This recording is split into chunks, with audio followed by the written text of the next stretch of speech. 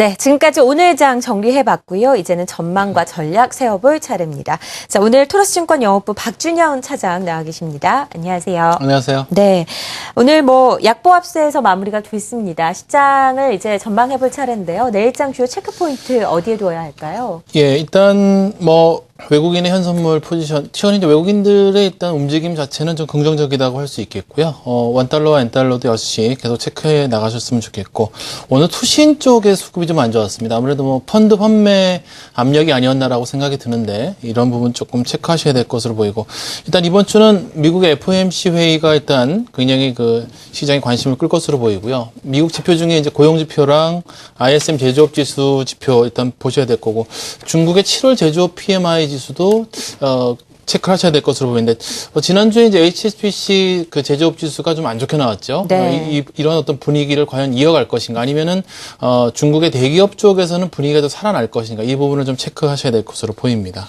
네, 내일장 주요 체크포인트를 점검해봤고 이제 전략을 세워볼 차례입니다. 시장이 여전히 지지부진하고 거래량이 일단 워낙에 적습니다. 이런 시장에서 어떤 대응 전략 세워야 할까요?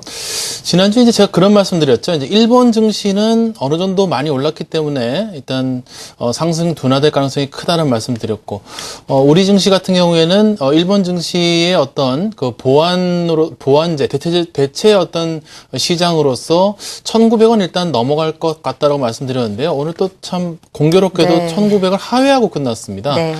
일단은 문제는 지금 추가 모멘텀이 이렇게 쉽게 눈에 들어오지 않는다는 점이라고 생각이 드는데요. 일단 지난주까지는 양적 완화, 조기 축소에 대한 우려도 좀 완화가 됐고, 일본의 어떤 증시 상세 둔화도 도움이 됐을 것 같고, 유럽 경기도 지금 조금 살아난다는 이야기 나오고 있고요.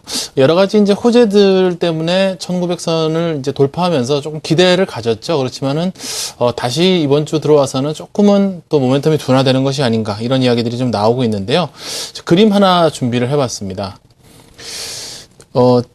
지난주까지 보시면은요, 미국의 국채금리와 공포지수, VIX 지수라고 보통 저희가 부르는데요. 이 괴리가 원래는 사실은 거의 동행하는 성향이 있는데, 상당히 좀 괴리가 크게 지금 벌어져 있습니다. 이 이야기가 뭐냐면요.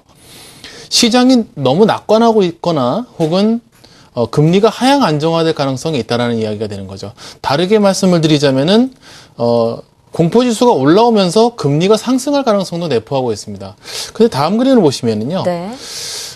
미국의 주택가격, 특히 이제 케이트 슐러 지수가 굉장히 유명한 지수인데, 잘 보시면은 고점 근처까지 와 있다라고 하는 부분은 좀 다소간 부담 요인이 아닌가라고 생각이 네. 드는데요. 결국 무슨 말씀을 드리고 있냐면은, 시장이 지나치게 좀 낙관하고 있다라고 한다면은, 이번 주에 발표되는 지표들 에 대해서 시장 반응이 어쩌면 미국의 시장 금리가 상승하면서 공포지수가 상승할 수 있는 여지도 지금 내포하고 있는 것이 아닌가. 오늘 시장만 보면은 시장이 그런 식으로 좀 반응을 하고 있는 것으로 보이기 때문에, 이번 주는 다소간 추가 모멘텀이 없는 부분 때문에 시장이 다소 좀 상승분을 되돌리는 움직임, 혹은 이제 박스권에서 계속 변동성이 커질 가능성을 내포하고 있지 않은가. 그렇다면은 이번 주 다소간 조금 관망하시면서 조심하시는 그런 어떤 대응 전략이 필요하지 않을까.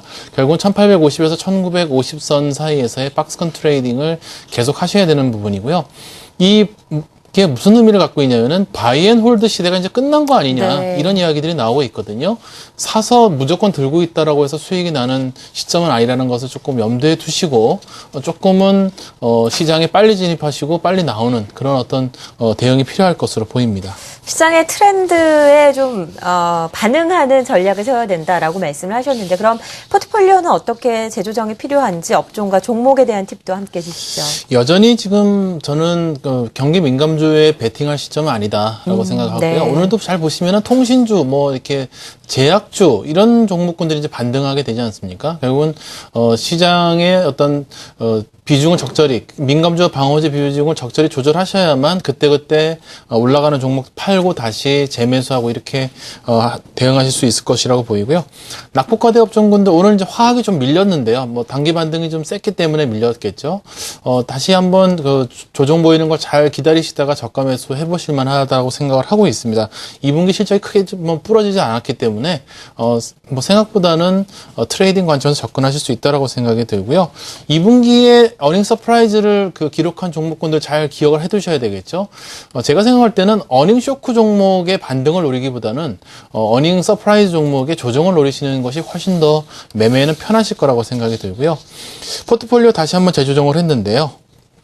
지난주에 LG전자라든지 롯데케미칼, 지주사 LG가 많이 급등했기 때문에 일단 제외를 했고요.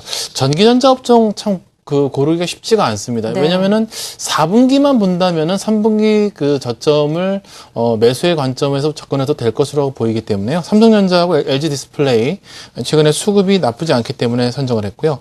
낙폭과대 업종 일단은 SK 케미칼 그리고 게임빌, 현대모비스 관심을 좀 가져보셨으면 좋겠습니다.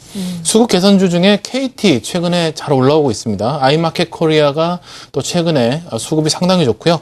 LG패션 외국인들이 연일 매수하는 이유가 있을 겁니다. 아마 LG패션 지금 지분율이요, 연초 대비해서 지금 12%가 늘어났습니다.